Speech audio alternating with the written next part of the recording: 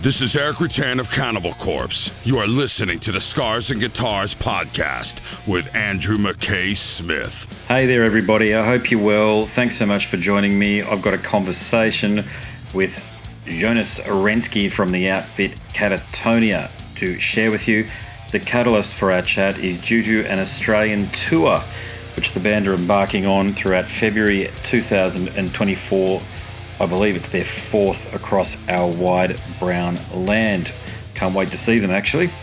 Now, throughout the chat, we talk about getting back into tour mode after years of layover due to COVID, the Katatonia sound, the recent album, Sky Void of the Stars.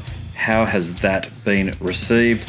And then those of you who know the show know what I'm like. I'll go into a lot of depth about the early days with some of these Swedish and Swedeth originals, and Jonas definitely qualifies on that front, so expect plenty of banter about the early days of the Stockholm and Gothenburg music scene. So here he is, Jonas Renkse from Katatonia. Jonas. Yes. How are you? I'm good. How are you? I'm very well, mate. How's the old Zoomer grind? How's it going? It's going fine. It's just no problems. How have you found the transition over the years? You've been doing this as long as anybody, from face-to-face, I suppose, and tape recorder, then phone, and as new territory started opening up, and then, of course, there's Skype, and now we're Zoom. Do you enjoy doing these sorts of things this way, or do you prefer face-to-face? I think I still prefer face-to-face, but I think this is a good middle road. It's fine. I'd rather do this than do email interviews because they tend to get a bit tedious after a while. So it's easier to just talk. Yeah, I couldn't agree more. I actually don't do them, and because I just don't see the point, to be honest with you. It's just I still get a few of them, but I'd rather do just a bit of talking, and that's easier. Well, especially with a history as long as yours and the impact that the band's had and your work across Bloodbath and, of course, Katatonia as well. There's so many great things to ask you about. That's why these things are so good now. Yeah. So you are touring Australia in February of next year. Now, I think it's your fourth tour, if I'm not mistaken. So is Australia, is it a highlight on the tour schedule or just another series of shows, so to speak? No, we really love going over because it's it's a place that when we visited for the first time, it wasn't until kind of late in our career because it's not a place that you can go to if you have a limited kind of budget or whatever. It's such a far off place to travel to, but once we started to come over, it's always a place that we look forward to come back to because it's, it involves a bit of traveling, but once you come there, it's definitely worth it because it's such a welcoming and warm place, and the hospitality is always great. So and the crowds are great. So it's a perfect place to visit, especially when we have our winter time to go over and get some nice weather. I like that. Yeah, I can relate in some ways. Yeah, it's the opposite for us. I like going to some of the colder places because it's always so hot where I'm at. Yeah. But which city is your favourite, do you think? I'm really fond of Melbourne because, crowd-wise, I can't say really that one is better than the other, but I really like Melbourne because of it's just certain vibe that I get there. But I like all of them. It's not a big difference for me, except that Perth is a bit far away, so you have to travel for like 5-6 hours on a plane. But I love all of them. Brisbane is fantastic too, and Sydney, of course. Yeah, I'll certainly be at the Brisbane show. But how is it for you getting back into touring mode after a few years of the layover with COVID? I think everyone in the band we just couldn't wait to get back on tour. It's normally what we do. And having that taken away from us was, it was kind of a shocker, in the beginning. So just being able to be back on the road it's great, and especially with a new album as well with you. So I couldn't be happier actually to be back on the road. Yeah. How has the album been received? Sky Void of the Stars. It's outstanding, and it's got some very flattering praise from Blabbermouth and Kerrang. But do you feel like it's connected with your core audience? Definitely, yeah, very much so. I mean, every time you release a new album, you think for yourself, this is the best we could do at the time. I was super happy with the album when it was done, but then of course it's the when the real release comes and people start getting into it and you start touring for it. That's when you see, if it was a success or not. And I have to say this album has been received very well from as you say, the core audience is, they seem to be very much into it. And I'm super happy with that because I'm into it too. So it's a perfect album to go on tour with. There's a lot of songs on there which are very lively, I think, for being us at least. So it's we're in a really good place at the moment, I would say, with this album and the tour scheduling coming up. So it's I would be more worried if we didn't have any tours in the pipeline, So it's I think it's successful enough for us. Your new albums are on point, but you're one of those bands that's never really had a down moment. You've never had a stinker, so to speak, as far as the fans are concerned. I think you've got 12 albums or 13 out there, but there's a heap of releases, split albums and EPs, this sort of thing. And I distinctly recall when Discouraged Ones was released, and I loved that album. But it does beg the question, with so many releases, how on earth do you conjure a set list? Oh, it's one of the most difficult things we have to deal with these days after COVID. So it's, I mean, we for every gig, we only have so much time that we can spend on a set list. I mean, we don't want to overplay, our welcome. So it's challenging, but I think we know from playing live which songs are staples that we just have to play. And then we try to take in different songs from different albums. Of course, obviously, when you have a new album, you want to play some songs of that as well. And during a tour, if we have taken in a song that we haven't played for a while and we realize, oh, well, maybe that was the reason, because people don't seem to get into it as quick as with some of the other songs, we just swap it for something else. So the set list is, it's kind of alive all the time. We don't set it in stone. I mean, we have a set list, but as I said, if there's something that feels awkward, we will just replace it with something else. And during a long tour, that's also nice for us because it's changing things up a little bit and makes us a bit on our toes, to keep that vibe going as well. Well, with so many songs to choose from, how do you rehearse for a tour then? Do you just pick the songs you know for a fact you're going to be playing and just not so much hammer them into shape, but become familiar with them again? Yeah, we do that. But mostly we do play live most of the year. And we always have like a set list that's the most recent one. And those songs we still have sort of in our backbone. So for a tour, we mainly concentrate on songs that we haven't played for a while that we're going to play, because when we do summer festivals, we play like 50 or 60 minutes, but a headlining tour requires at least 90 minutes. So there's going to be songs that we have to bring in and we sort of focus on those. Also a few extra songs so that we can, swap around things and stuff like that. So that when we rehearse, there's a lot of songs to play, and we sort of hammer them in, but not the ones that we recently played. We just put aside for a bit. Yeah, no, I get it. Yeah. Well, the other thing is that your voice it may be the distinctive element of the Katatonia sound. It's the one thing that you think of first. Well, I do anyway when I think of the band's sound. So how do you take care of your vocal health, especially when you're doing those long tours and you're in aircraft for 16 hours at a time? Yeah, I mean, it's hard to keep it fully in shape. I wouldn't be able to do that. Say if we're doing like a 7-week tour, I know it's at some point it's going to deteriorate a little bit.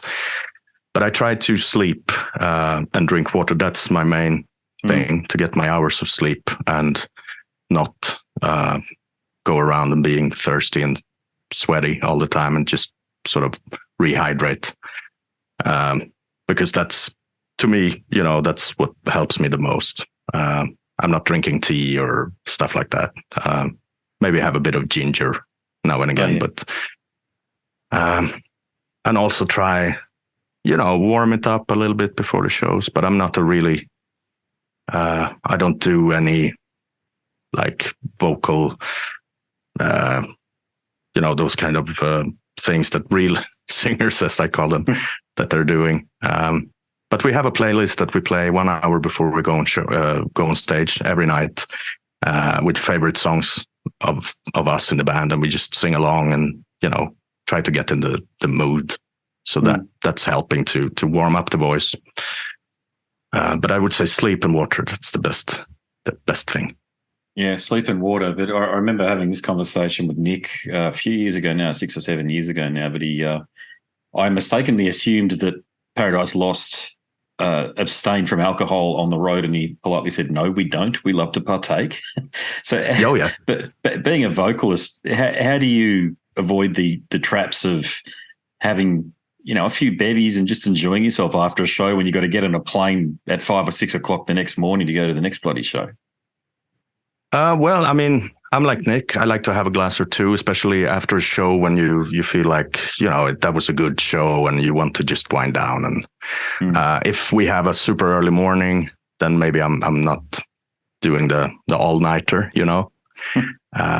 But on a long tour, when you have a bus like that, you can pretty much sleep how much you want. But it's the flight thing, as you say. If you have an early flight like we're going to have in Australia for every day, I guess, then you just have to stick with a couple of glasses of wine and then go to bed. Yeah.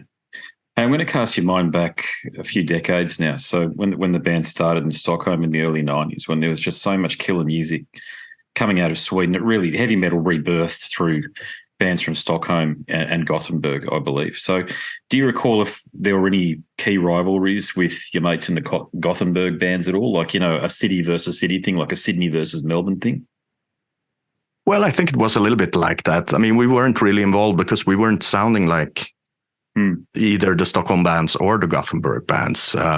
Mainly, I think most bands were friends, even from the different cities. But of course, the scenes were a little bit different, especially within the death metal thing, where the Gothenburg bands, they had more of a melodic approach. They were all very inspired by Iron Maiden and stuff like that. And the Stockholm scene was a little bit more brutal, I think, with bands like Entombed and Dismember. Yeah, absolutely. Yeah. So maybe there was a little bit of rivalry within that, but mostly I think people were, friendly enough with each other. There were a few bands that were the whole sort of Swedish scene, and they were both from Stockholm and Gothenburg. So they sort of kept it together, I think.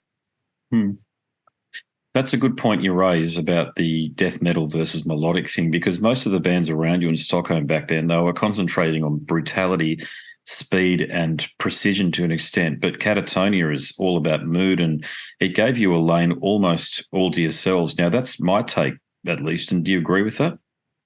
Yeah, definitely. I feel that we stood out pretty early on because we didn't do that Entombed, whatever thing. I mean, we loved Entombed, but we quickly realized that we were not that kind of players. We just started playing our instruments, and they were already really good at what they were doing. So it was easier for us to concentrate on, emotional, as much emotional as you could be within the death metal realm.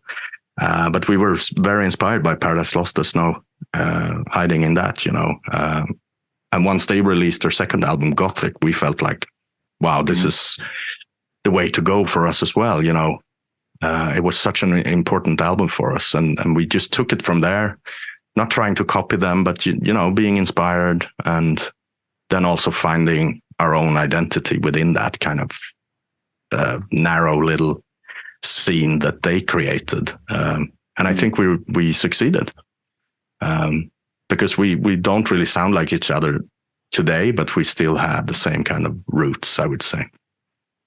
Hey, what's a prominent memory of the vibe that was in the scene back in those early days? I think for me, especially, it was the gigs that happened, the very small gigs, maybe 200 people. It felt like, because I just got into this scene, and it just opened up my eyes to something that I never been part of before. It felt like you were in a secret society, kind of, because I had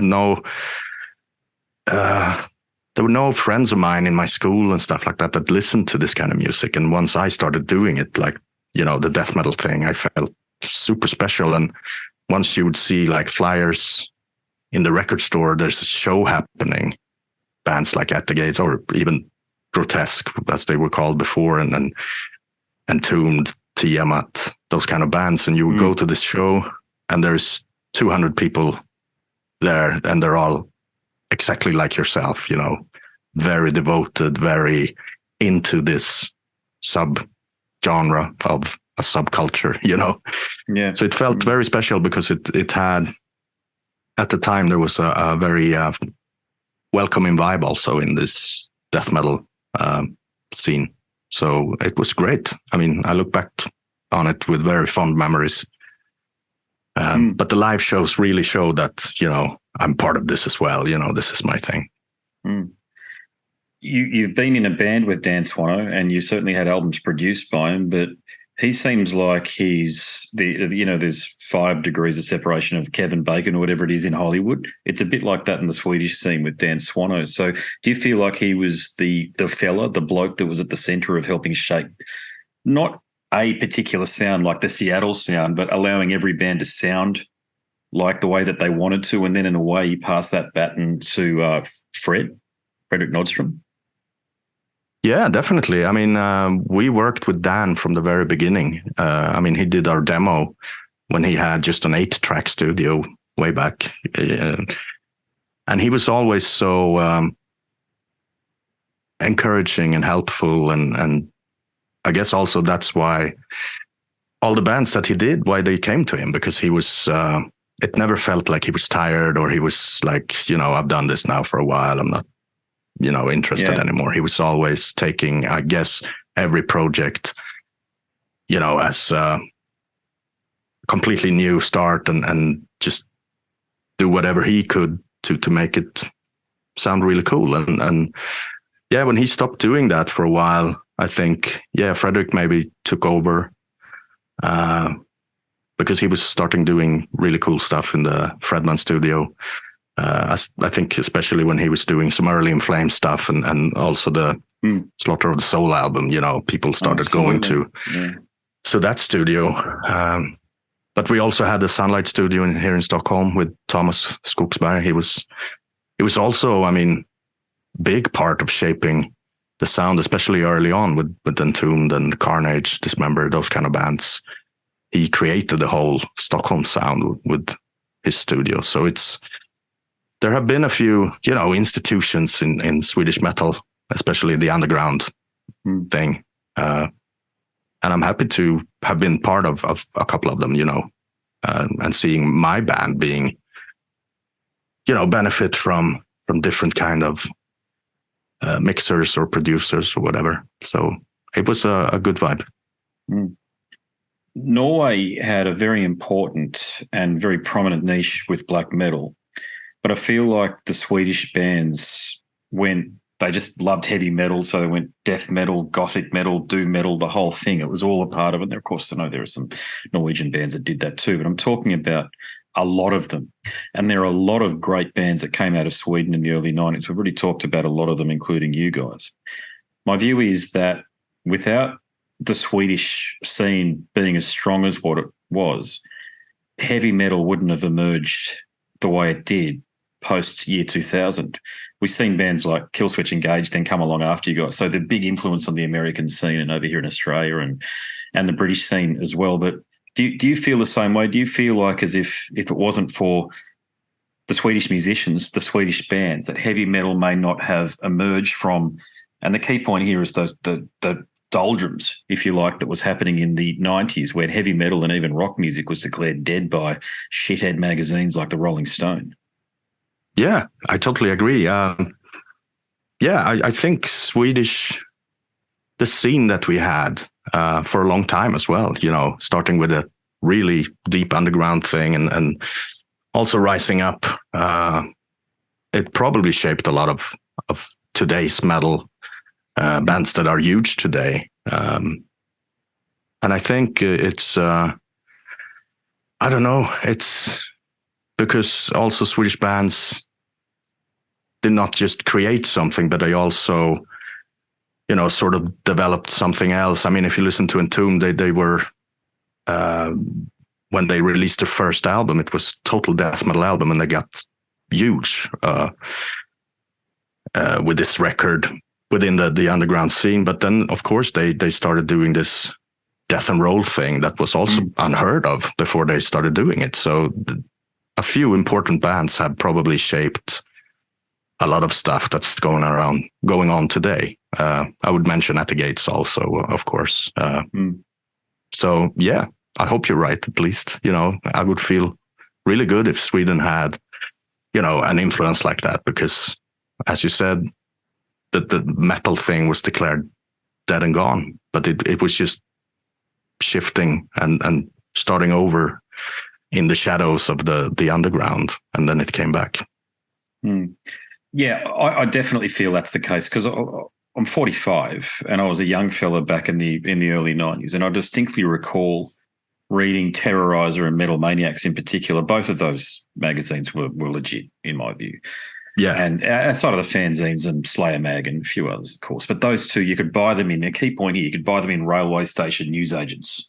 So they were readily available. That's the key thing. You didn't have to sort of find a metal shop, which would almost not exist in Australia back in those days. But they were released, you get 4 or 5 months after they were released, you get a copy over here, and they're talking about the Swedish bands, you guys and all the others. And it just felt like there was this huge renaissance happening through the fingers of guitarists, in Swedish guitarists. And you've even seen Michael Amott, who's obviously Swede. I know his father's English, but in Carcass as well. And I think Carcass really do deserve a lot of credit for really taking heavy metal by the balls through Heartwork and those other great albums, when they moved from being a grind band as well, and some of the influence that I think that they may have inadvertently had on the Swedish scene there as well. But yeah, man, it's just to round out the point, I just thank God for the Swedish bands in that era there. There were so many great bands that came out, but there was Cradle of Filth too, and the magnificent black metal bands that we saw coming out of Norway. And it just gave young fellas like me, mate, something to really sort of cling on to when bands like Iron Maiden and Metallica really lost their way. Yeah, definitely. I totally agree.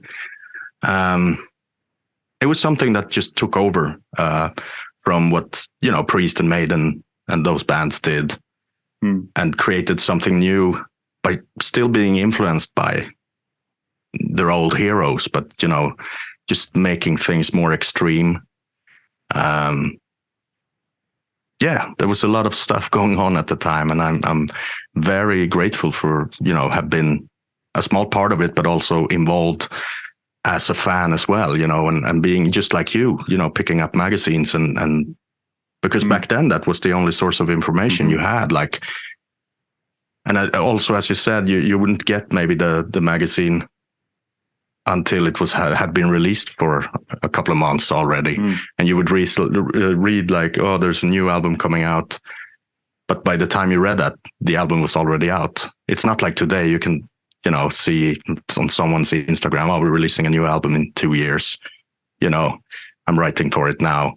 But then it was like, holy fuck, there's a new Morbid Angel album coming out. And then you realize, oh, I already have it. I remember those days well. Yeah, I just distinctly recall when Formula's Fatal to the Flesh came out, and that happening. They're on the cover of Metal Maniacs, and was a couple of months old, and I was like, shit, I've been listening to this for a while. In a way, it was good because you get the album and then you'd read the interview as opposed to read the interview and wonder what the music sounded like. But yeah, true. Yeah, I'm a bit nostalgic for those old days, I must say. It was a time when the true believers had to invest in the bands and pay $35 Australian because it was up to that much unbelievably at the time. Oh, yeah. Yeah. For a CD. So you really had to take a chance and be sure that what you were doing, especially if you only had $100 to spend on recreational activities that week or even less, a lot less exactly. most of the time, you had to believe in the bands.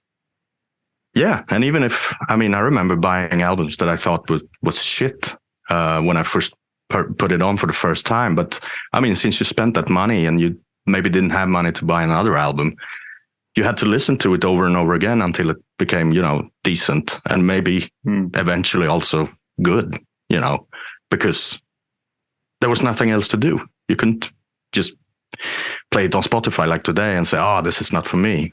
So maybe we're missing out on a lot of great music, but, I feel like I've done my part in that. I've been listening to a lot of records that I thought initially was not for me. And then now I love them. So Same. Don't worry. There was plenty of junk back then as there is now, but there's also plenty of fantastic stuff. Don't worry. And so what about, have you got a method for determining what songs you say for Katatonia or transversely give to Bloodbath? Not really, no. When I've been writing for Bloodbath, it's a completely different thing. Katatonia is something that's very ongoing all the time. That's what I focus on. But at the times when we have decided, we need to do another Bloodbath album, it's just like, okay, I'm going to write 3-4 songs maybe, and then I just concentrate on that until I'm done with it. But the Katatonia is it's a floating process that's just always there until it's time to record. So it's totally different. And I like to have it that way because, Katatonia is my own philosophy and my main thing, and I think about it every day, and I think about the songs that I have going and how I could change it, and then I sit down and do it, and it's like my day job, but actually one that I really love doing.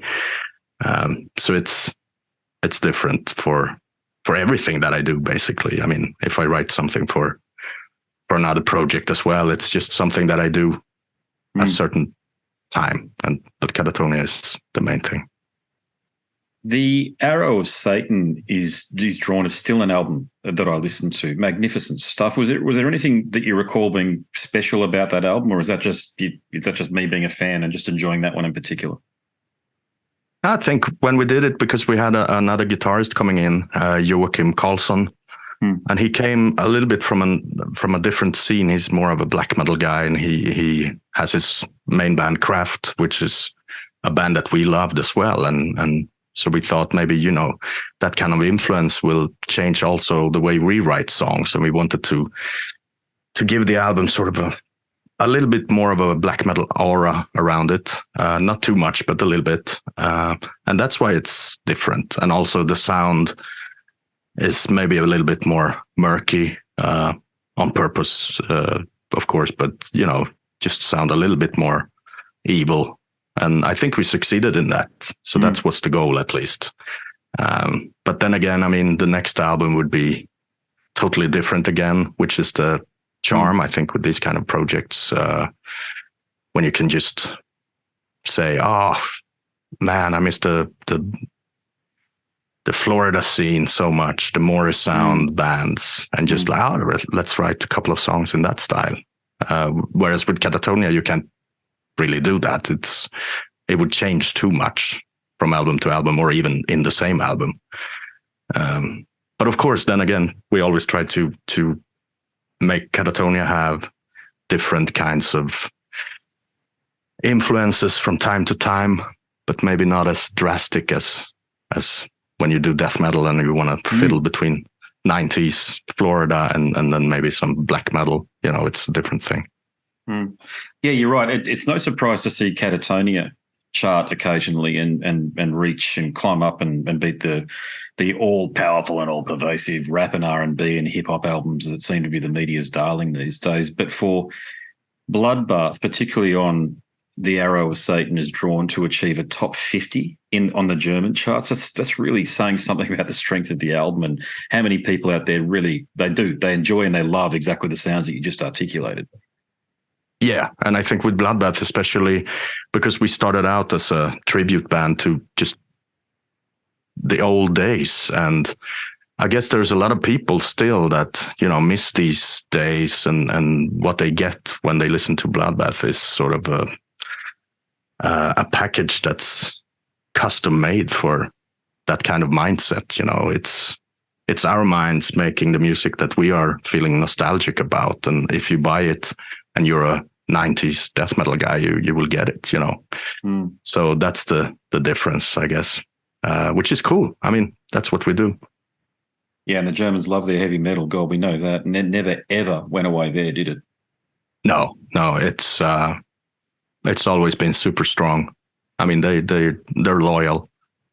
They wouldn't change their mind for anything, I think, when it comes to metal music. Oh, great fans, yeah. I'll make this my final question for you. I don't think I've asked this question before, so here we go. You, as I say, you said up top, you've been doing this as long as anybody. So how do you see the future of heavy metal and more particularly extreme metal evolving? Well, I think it's right now it's in a good place. There's a lot of bands coming out. I have to admit, I don't really keep track of everything that comes out. I wouldn't have time even, you know. But I can tell by, you know, playing festivals, even smaller festivals, new ones that you just see maybe being held for the first time, and you don't know what to expect from it. And once you, oh, sorry, I have a cat stepping on my computer. No, the problem. Don't worry, I got two of them myself. But then you when you come there and you see like, what, this place is full of people, and I've never been here before, and you know, it just showcases that it's a strong scene still, and it's probably getting stronger every day, because a lot of young people come around. They'll tell their friends. I mean, it's the old school way of dealing with it. Like, I went to see this heavy metal band or death metal band, and you tell that to a friend that's never heard that kind of stuff, they will probably get into it for a while at least, and they will tell their friends. So it's I don't think it will go away. It's here to stay, because it's also an investment for people. Like I was saying in the beginning of this talk, the feeling that you get when you find this place where you just feel like, wow, I belong here. I'm not sure you can get it as strong in another music scene or style. You know, there's a strong feeling of being part of something that's special. Yeah, I think you're spot on, and I think you've nailed the point there. And to round it out, I remember Jello Biafra from Dead Kennedy said something about 30 years ago where he said he'd never seen anything like death metal, because everywhere he goes, he sees Morbid Angel T-shirts, this sort of thing. Doesn't matter whether it's South America, across the United States, Europe, this sort of thing, but it goes deeper than that. I get requests these days from people who manage bands in far-flung Iran and even Saudi Arabia. And these are extreme metal bands, death and black metal bands. And there might be hip-hop bands there, could be, but I know for a fact these bands are thriving in these countries where you wouldn't think it would be possible. But there you go. It's an international language crossing. Extreme metal crosses all cultural, religious, language barriers. Every barrier you can possibly think of, heavy metal manages to cross it. And it's just an amazing thing. Yeah, it will make its way, you know, to any place, and it will find people there to love it. You know, it's universal language. Yeah, absolutely. Yeah, mate, it's been a great chat. Thank you very much. Good luck with the tour. I hope to see you. Not hope to. I will see you down here, mate. I'll be in the audience. I'll raise a glass in your honour when you're playing. Thank you. Cheers. Thanks a lot for doing this. Well, there he is. What did you think? I've spoken to so many of the greats from the Swedish music scene of late. Recently, that conversation with Michael Stanny from Dark Tranquility. That was a good one. But Jesper Stromblad, very notable. Jesper from In Flames. Check those out over at scarsandguitars.com. There's plenty more just like that available on the page. Search until your heart's content. And if you like listening, maybe you like reading, because I've written a book, follow the links on the webpage, the front page as a matter of fact, to a marketplace of your choice. Download a sample, and if you like the book and you complete the purchase, please hit me up, because I want to thank you in person. So that's it. My name's Andrew Mackay Smith, and I'm the host of the Scars and Guitars podcast series. Thanks for listening. Until next time, it's a very good bye for now. This is Eric Rattan of Cannibal Corpse. You are listening to the Scars and Guitars podcast with Andrew Mackay Smith. I've been the host of the Scars and Guitars podcast since 2017. The first musician I interviewed for the show was David Vincent from Morbid Angel, and things have just snowballed from there. In all, I've posted almost 650 podcast episodes featuring conversations with many of the leading lights of rock, heavy metal, and beyond. It just got to a point where I thought, I need to write a book about all this, so that's exactly what I did. In Scars and Guitars Volume 1, you'll read a heap of deep reveals and commentary, such as Des Fafara talking about Coal Chamber and why the band will never return. You know, if you're a band just starting out, you need to hear me. Do not start a band with partners. Ever. Yeah, wise words there. Sage advice, mate, for anybody. Don't ever, because I can't go do Coal Chamber right now unless I get others involved. Phil Anselmo talks about the episode in his career which gives him the greatest sense of accomplishment. I think the staying power of the fans and the staying power of the songs, you know, whether it's Pantera, Down, or Superjoint, the fans remember the songs. Alex Skolnick from Testament confirms that, yes, playing the guitar in Ozzy's band is anything but an ordinary gig. Will Silent Oz from Dimmu Borgir write a book? Pa from Sabaton gives advice to people who want to start a band. Look at the team around you, look at the bandmates. If the guys want to be on the stage, then it's all cool. If the guys want to be backstage, then it's not going to be cool. Current and former members of Cradle of Filth discuss the band's seminal 90s material. Read about the reaction to George Lynch and Mark from Suicide Silence's comments when they throw shade at then President Donald Trump. We have this idiotic monster, you know, this egotistical, self-aggrandizing, complete piece of shit in there. I just can't understand how we've gotten to this place. And yeah, we kicked a hornet's nest with Sepultura.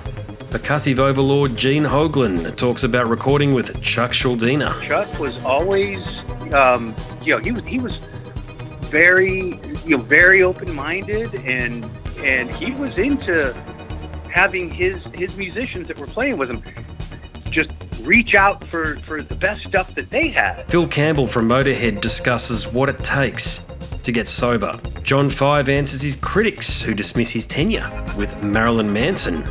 You know, my name is John Five, and Manson gave me that name, and I had some of the best years of my life in that band and learned a lot. And we get the lowdown on Treyarch Zagtoth from those who would know, including his mother.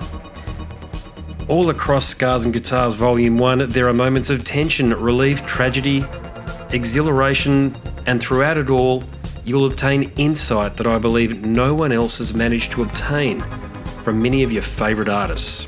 So treat yourself. Scars and Guitars Volume 1 is currently available as an ebook with a print edition on the horizon.